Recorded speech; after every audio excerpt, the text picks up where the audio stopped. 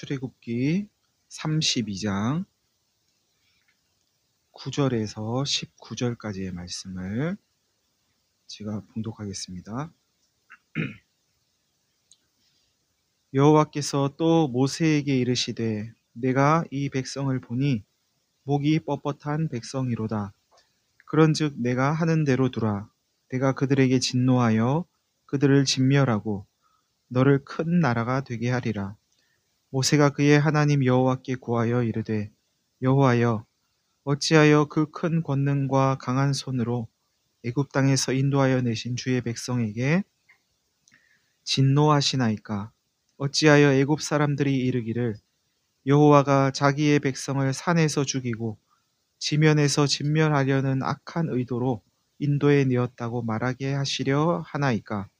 주의 맹렬한 노를 그치시고 뜻을 돌이키사 주의 백성에게 이 화를 내리지 마옵소서. 주의 종 아브라함과 이삭과 이스라엘을 기억하소서. 주께서 그들을 위하여 주를 가리켜 맹세하여 이르시기를 내가 너희의 자손을 하늘의 별처럼 많게 하고 내가 허락한 이 온 땅을 너희의 자손에게 주어 영원한 기업이 되게 하리라 하셨나이다. 여호와께서 뜻을 돌이키사 말씀하신 화를 그 백성에게 내리지 아니하시니라. 모세가 돌이켜 산에서 내려오는데 두 증거판이 그의 손에 있고 그 판의 양면 이쪽 저쪽에 글자가 있으니 그 판은 하나님이 만드신 것이요 글자는 하나님이 쓰셔서 판에 새기신 것이더라. 여호수아가 백성들의 요란한 소리를 듣고 모세에게 말하되 진중에서 싸우는 소리가 나나이다.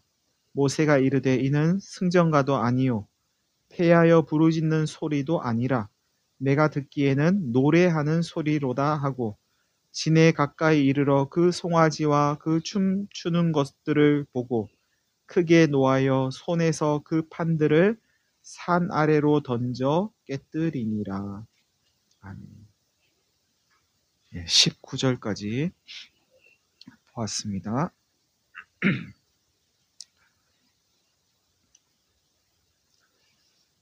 여호와가 또 모세에게 내가 이 백성을 보니 목이 뻣뻣하구나. 그런즉 내가 하는 대로 두어라. 내가 그들에게 진노하여 그들을 진멸하고 너를 큰 나라가 되게 하겠다.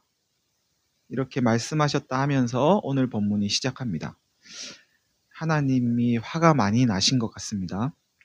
하나님이 화나신 이유는 모세가 하나님을 만나러 산에 올라가 40일이 지나도 내려오지 않자 이스라엘 백성들이 금송아지 형상을 만들어 놓고 이것이 우리를 애굽에서 여기까지 인도한 하나님이다 하면서 그것을 섬기고 있었기 때문입니다. 이스라엘 백성들은 송아지 형상의 금덩어리를 하나님이라고 불렀지만 그들이 금송아지를 섬긴 것은 스스로 하나님이 된 결과였습니다.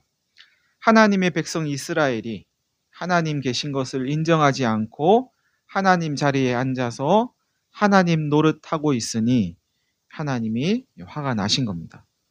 하나님의 자녀가 하나님을 아버지로 인정하지 않고 스스로 태어난 것처럼 아버지를 무시하고 있으니까 화가 나신 겁니다. 하나님은 하나님이 보이지 않는다고 하나님 없다고 여기는 것을 가장 싫어하십니다. 왜냐하면 하나님은 진실로 계시기 때문입니다. 시편 53편의 시인은 하나님이 없다고 하는 것이야말로 어리석은 일이라고 하면서 인생 가운데 하나님을 찾는 사람이 한 명도 없다고 고발합니다. 인생 스스로 하나님을 찾아서 하나님 계신 것을 알 방법이 없다는 뜻입니다. 그렇다면 우리 인생들은 어떻게 하나님 계신 것을 알 수 있을까요? 우리 스스로는 알 수 없다. 그럼 어떻게 알 수 있을까요? 하나님께서 하나님 계신 것을 우리들에게 알려주실 때라야 알 수 있습니다. 참으로 다행인 건 하나님은 우리 인생들에게 하나님 계신 것을 알려주시기를 기뻐하신다는 사실입니다. 다행 아닙니까?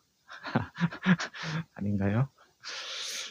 오늘 저와 여러분이 하나님 계신 것을 알게 되고 믿게 된 것은 우리가 잘나서 그런 게 아니고 우리가 워낙 지혜로워서 우리가 다른 사람보다 직관이 뛰어나서 척하면 척이라서 눈에도 보이지 않는 하나님 계신다는 사실을 알게 된 게 아닙니다.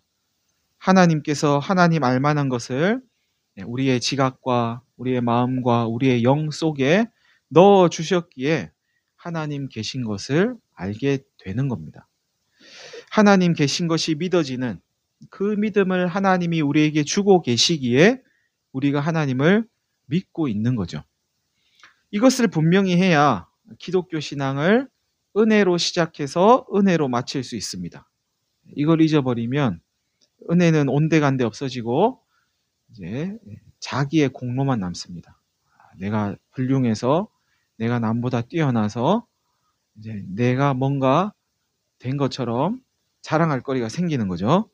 이러한 자기 공로는 기독교 신앙과는 매우 거리가 멉니다. 화가 나신 하나님은 이스라엘 백성을 진멸하고 모세를 통해서 큰 나라를 다시 이루어 가겠다 말씀하십니다. 하나님께서 이렇게 말씀하신 것이 모세의 마음을 한번 떠보려고 그랬다거나 하나님의 진심이 아니라고 보시면 안 됩니다. 그래야 우리는 하나님의 말씀 가운데 담긴 하나님의 마음을 헤아려 볼 수 있습니다. 이게 하나님 본심이 아니야. 하나님 지금 그냥 한번 떠보려고 그러는 거야. 그러면 우리는 이런 마음 헤아릴 필요 없다는 거죠. 하나님은 허투루 말씀하시거나 괜한 소리를 한번 해보시는 그런 분이 아닙니다. 하나님께서 당신의 자녀를 진멸하시겠다고 할 때 그 아버지의 마음은 어떤 마음일까요? 그 노아 시대에 사람의 죄악이 세상에 가득하고 사람이 마음으로 생각하는 모든 계획이 항상 악할 뿐인 것을 보신 하나님께서 땅 위에 사람 지으신 것을 한탄하시고 근심하시면서 사람을 쓸어버려야 되겠다 결심하셨다고 성경은 기록하고 있습니다. 그때의 마음과 지금 이스라엘을 향한 하나님의 마음이 좀 비슷하지 않을까 싶은데요. 내 자녀 진멸해야 되겠어 하는 하나님의 마음은 어떤 마음일까요? 하나님은 하나님의 자녀가 생명으로 살아가기를 원하십니다. 그런데 하나님이 보실 때 죄로 물든 악으로 물들어 있는 사람은 생명이 아닙니다. 마음으로 생각하는 모든 계획이 항상 악한 사람은 생명이 아닌 겁니다. 살아있어도 살아있는 게 아닌 거죠. 그런 사람은. 그냥 죽어 있는 거나 마찬가지입니다. 그야말로 산송장인 거죠, 그냥. 악한 것밖에 생각할 수 없는, 살아있어도 살아있는 게 아니에요. 그냥 죽은 거나 마찬가지예요. 그 죽은 채로 살아가는 것은 고통 중에 고통이라고 할 수 있을 겁니다. 물론 자신은 그게 고통인 줄 모르겠지만 하나님이 보실 때는 저건 산 게 아니야. 사는 게 아니야 지금. 어떻게 사람이 저러고 살 수 있어. 사람은 생명으로 살아야 되는데 지금 저거는 죽은 거잖아. 살아있는 게 아니잖아. 저거는 고통이야. 고통 덩어리야.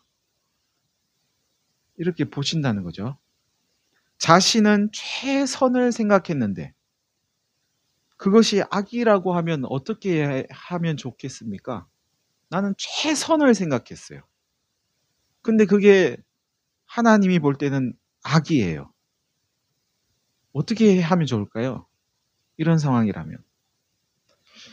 내 자녀가 생각하는 최선이 악이고 그 악으로 인해 또 다른 생명들이 고통을 겪는다면 그걸 보고 있는 부모는 어떻게 해야 될까요? 하나님은 당신의 자녀를 악으로 살게 할 수 없으셨던 게 아닐까요? 최선의 생각이 악인 상태, 그 상태에서 벗어나게 하는 것이 죽음이라면 최선인데 그게 악이에요. 거기서 벗어나게 하는 게 죽음이란 거죠. 그게 죽음이라면 하나님은 기꺼이 당신의 자녀에게 그 죽음의 길을 허락하실 수밖에 없었던 게 아닐까요? 자녀에게 죽음의 길을 허락해야 하는 아버지의 마음은 마음이 아니었을 겁니다.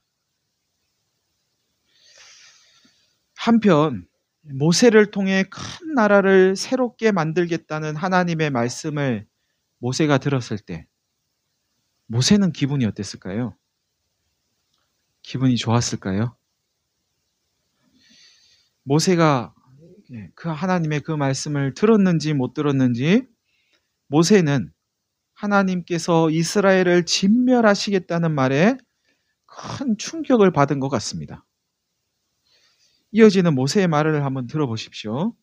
여호와여, 어찌하여 그 큰 권능과 강한 손으로 애굽 땅에서 인도해 내신 주의 백성에게 진노하십니까? 어찌하여 애굽 사람들이 이르기를 여호와가 자기의 백성을 산에서 죽이고 지면에서 진멸하려는 악한 의도로 인도해 냈다고 말하게 하시려 합니까? 하나님께서 이스라엘을 진멸하시면 애굽 사람들은 하나님이 자기 백성 죽이려고 애굽에서 인도해 내셨다고 조롱할 거라는 이야기죠. 그러니 하나님 화를 그치시고 뜻을 돌이켜 하나님 백성에게 화 내리지 마시고 불쌍히 여겨주세요. 그렇게 모세는 하나님을 설득합니다. 또한 아브람과 이삭과 이스라엘을 기억해 달라고, 여기서 말하는 이스라엘은 야곱의 새로운 이름입니다. 그러니까 야곱을 기억해 달라고 모세는 하나님께 간청합니다. 하나님께서 그들에게, 그 아브라함과 이삭과 야곱에게 내가 너희의 자손을 하늘의 별처럼 많게 하고 내가 허락한 이 온 땅을 너희 자손에게 주어 영원한 기업이 되게 하겠다고 약속하지 않으셨습니까? 하면서 하나님이 하신 그 약속에 모세는 호소합니다. 여러분, 이런 모세의 이 청원에 눈여겨볼 게 하나 있습니다. 모세는 하나님께 이스라엘을 향한 화를 거두어 달라고 하면서 그 근거를 이스라엘이나 모세 자신에게서 찾지 않습니다. 하나님, 저 이스라엘 하나님 백성이잖아요. 하나님 자녀니까 당연히 용서해 주셔야 되는 거 아니에요? 이렇게 말하지 않습니다. 하나님, 제 얼굴을 봐서 좀 이스라엘 용서해 주세요. 이렇게 지금 하나님께 간청하지 않습니다. 사람의 어떠함은 하나님께서 행동하시는 근거가 못 됩니다. 이스라엘 때문에, 모세 때문에 그 얼굴 봐가지고 하나님이 뭘 하시지 않습니다. 하나님께서 일하시는 이유는 우리의 의로움 때문도 아닙니다. 하나님이 의로우시기 때문에 하나님은 일하십니다. 우리는 불의하지만 하나님이 의로우시기에 하나님은 하나님의 약속을 따라서 일하십니다. 이걸 알았던 모세는 하나님의 약속을 근거로 대면서 하나님의 의로움을 지켜달라고 간청하는 겁니다. 하나님은 의로운 분이시잖아요. 하나님이 아브라함과 이삭과 야곱에게 그의 자손을 별처럼 많게 하고 온 땅을 주겠다고 약속하셨잖아요. 그러니 하나님이 하신 그 약속 지켜주세요. 하나님은 약속을 지키는 의로운 분이시잖아요. 우리는 비록 약속을 어길지라도 하나님은 약속을 지키시는 분이니 하나님 약속 지키세요. 우리가 하나님께 뭔가를 간구할 때 간구하는 근거는 우리에게 있지 않고 하나님께 있다는 사실을 마음에 꼭 새겨 놓으시길 바랍니다. 우리의 의로움이 아닌 하나님의 의로움에 기대어서 하나님께 간구하실 수 있기를 바랍니다. 제 얼굴 봐서 그러지 마시고, 우리 얼굴은 별로 볼 게 없어요. 하나님 얼굴 봐서 하나님 약속 지키세요.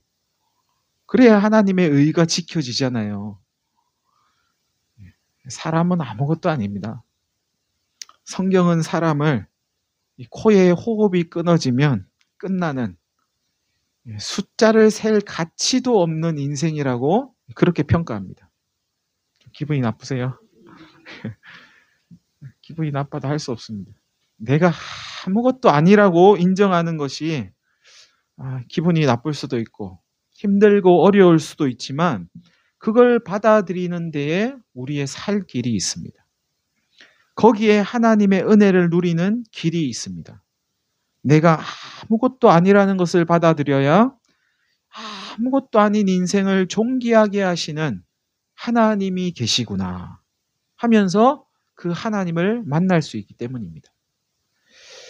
모세가 하나님의 약속에 기대어 하나님께 간청하자 하나님은 뜻을 돌이키셔서 하나님이 말씀하신 화, 즉 이스라엘을 진멸하겠다고 하는 그 화를 이스라엘 백성에게 내리지 않으십니다.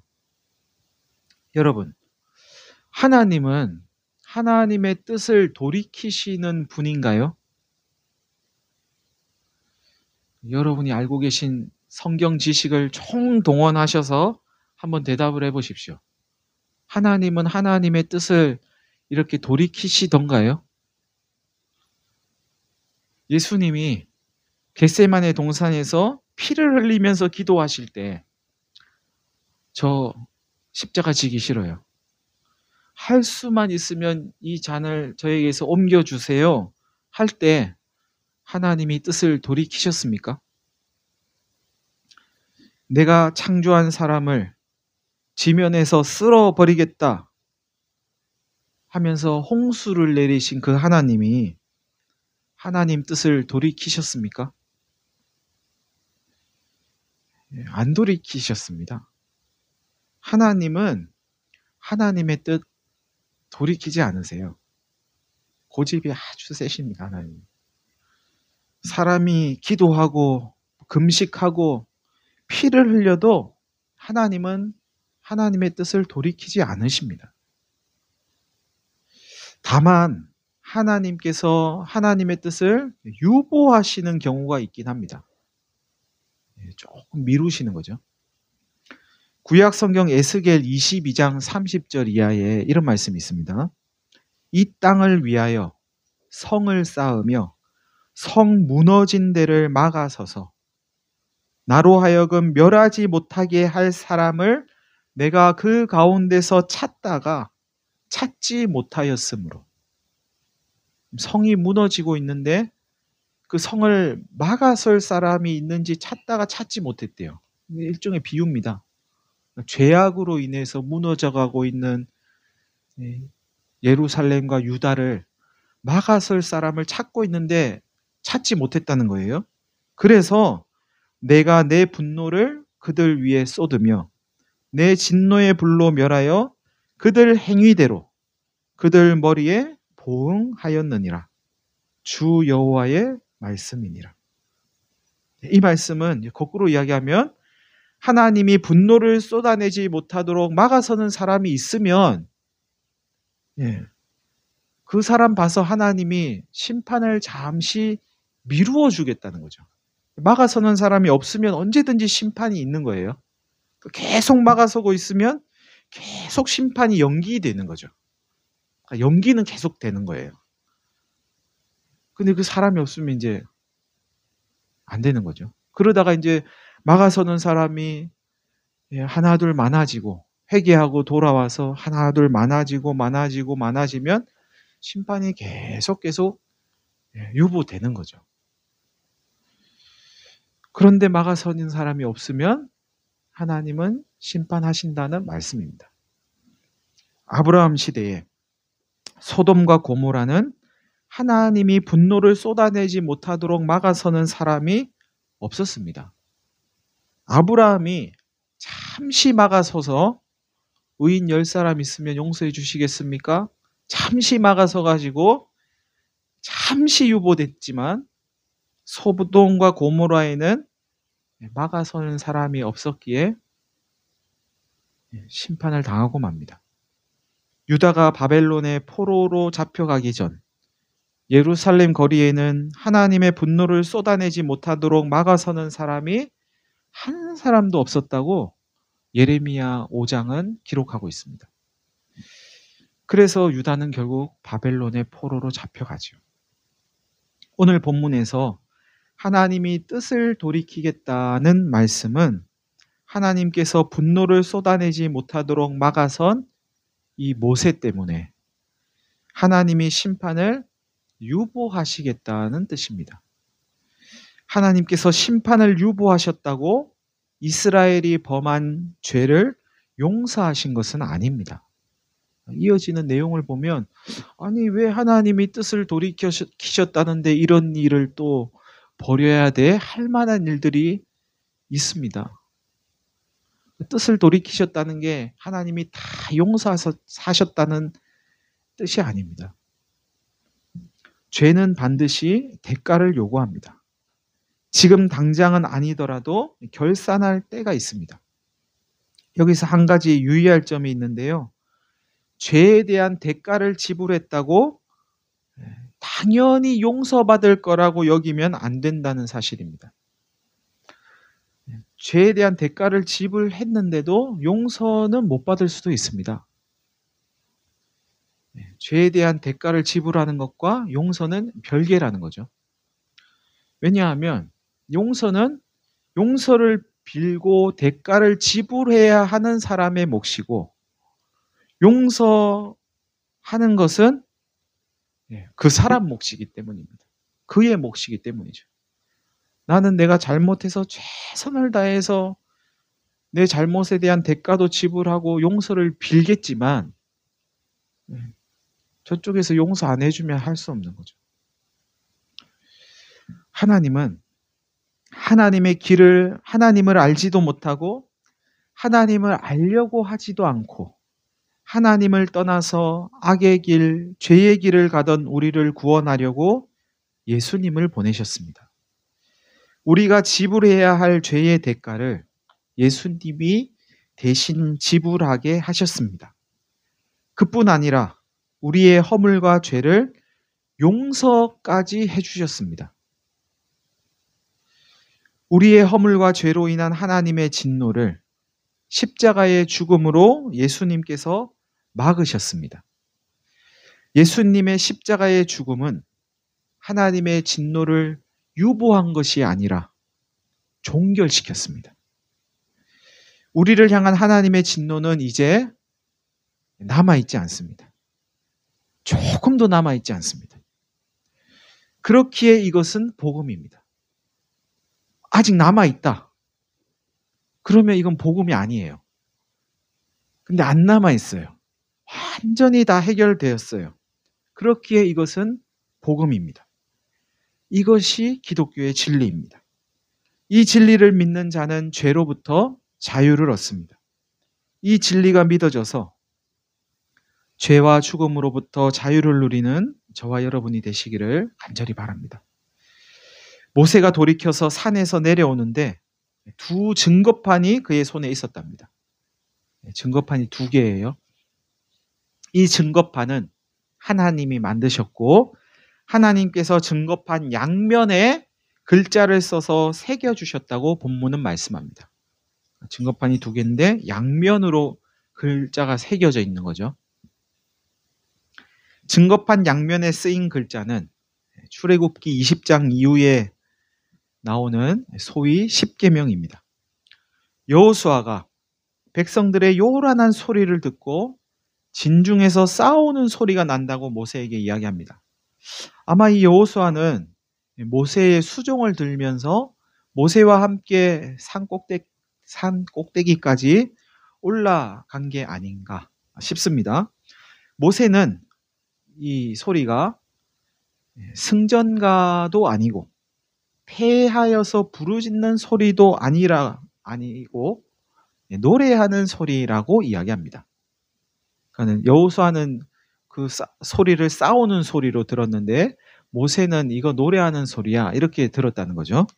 아마도 여호수아와 모세가 들은 소리는 그 이스라엘 백성들이 이렇게 두 무리로 나뉘어 가지고 서로 주고받으면서 노래를 하고 있는 그런 소리가 아니었을까 싶습니다. 그래서 여호수아는 한쪽 소리는 지금 승전가를 부르고 한쪽에서는 이제 싸움에서 져가지고 울부짖는 소리로 이렇게 이제 들은 것 같고, 모세는 아니야, 서로 화답하면서 노래하는 소리야 이렇게 들은 게 아닐까 싶습니다. 이스라엘의 진에 가까이 이르자 모세의 눈에 금송아지가 보였습니다. 많이 내려온 거죠. 그 주변에서 춤추는 사람들도 보였습니다. 모세는 크게 노하면서 손에 들고 있던 그 증거판들을 산 아래로 던져 깨뜨렸다 하면서 오늘 본문은 끝이 납니다. 마치 하나님의 진노가 모세에게로 옮겨간 것 같지만 모세가 증거판을 던져서 깨뜨렸다는 사실이 성경에 기록된 것은 모세가 얼마나 화가 났는지를 우리에게 알려주려고 그런 건 아닌 것 같습니다. 증거판은, 모세가 들고 있는 이 증거판은 하나님과 이스라엘이 맺은 계약의 근거입니다. 모세가 하나님께서 말씀하신 계명들을 이스라엘 백성들에게 처음으로 선포했을 때 이스라엘 백성들이 이렇게 화답했습니다. 우리가 여호와의 모든 계명을 준행하겠습니다. 그때 모세는 소를 잡아서 하나님께 번제와 화목제를 드리고 그 피를 번제단에도 뿌리고 이스라엘 백성들에게도 뿌리면서 하나님과 이스라엘 백성 사이에 계약을 맺었죠. 모세가 손에 든 증거판은 계약 증서와 같습니다. 그런데 계약 증서를 모세가 던져서 깨뜨렸다는 거죠. 이게 종이였다면 갈기갈기 찢어서 버린 것과 같은 거죠. 계약 증서를. 모세가 증거판을 던져서 깨뜨린 것은 하나님과 이스라엘 사이에 맺은 계약이 깨어졌다는 것을 보여주는 겁니다.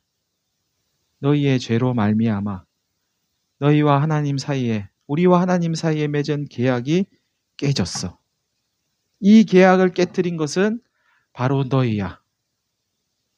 그래서 하나님이 이스라엘 백성들에게 주신 계약판을 던져서 깨뜨린 겁니다. 여러분, 하나님과 사람 사이에 맺은 계약을 깨뜨리는 것은 언제나 사람입니다. 하나님을 떠나는 것은 언제나 사람입니다. 하나님은 사람을 떠나신 적이 없지만 인생은 너무나 쉽게 하나님을 떠납니다. 하나님이 우리를 떠난 것 같이 여겨지는 건 하나님이 우리를 떠나서가 아니라 우리가 하나님을 떠나고 있기 때문인 거죠. 매일매일 기적 같은 일을 경험해도 언제 그랬냐는 듯 사람들은 하나님을 떠납니다. 마치 떠날 기회를 엿보고 있는 것처럼 뭔가 자그마한 구실만 생겨도 하나님을 떠나는 사람들이 있습니다. 왜 이렇게 인생들은 하나님을 쉽게 떠날까요?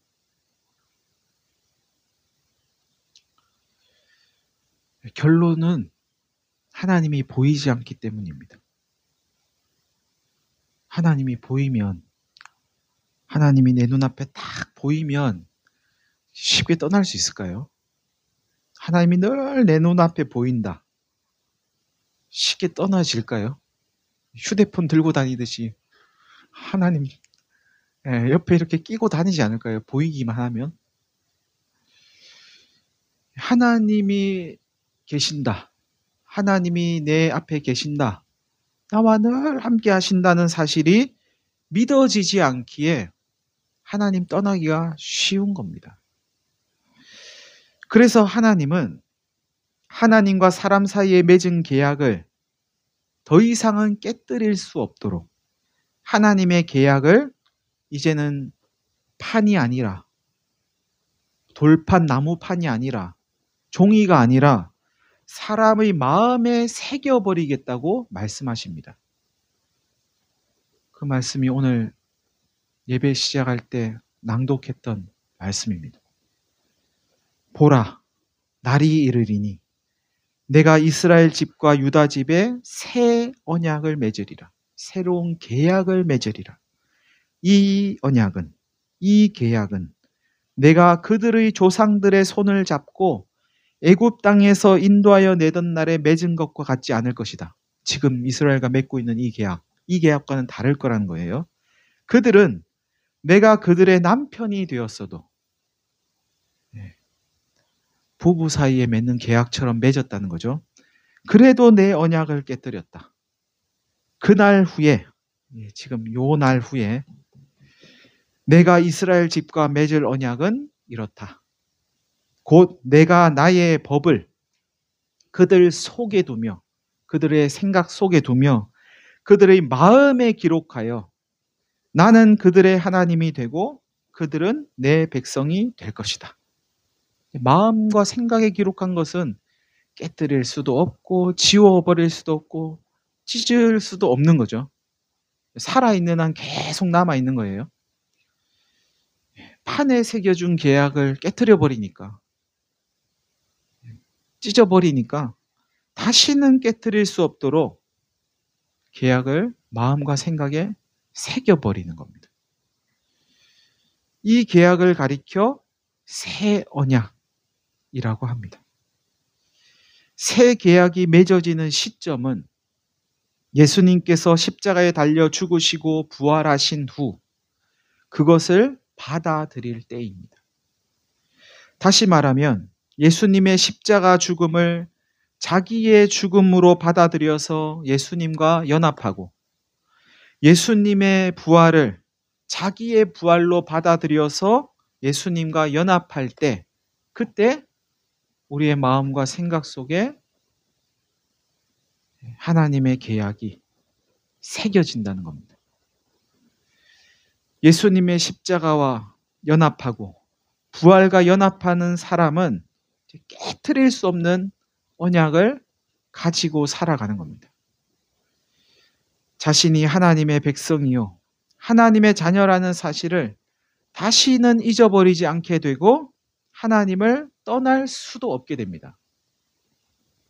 마음과 생각에 새겼다는 건 하나님을 떠날 수 없는 사람이 되는 겁니다.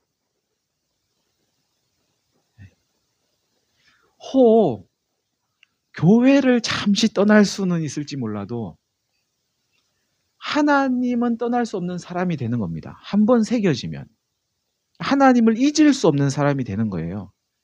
마음과 생각 속에 새겨져 있으니까 나는 잊었다고 여길지도 모르지만 사실은 안 잊은 거예요. 여기 새겨져 있어서.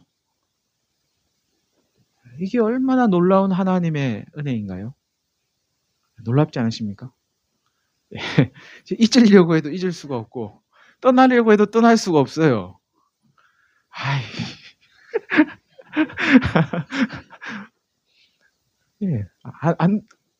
그렇게 할 수가 없대요, 이제는. 그렇게 할 수 없는 사람으로 하나님이 만들어 버리신다는 거죠.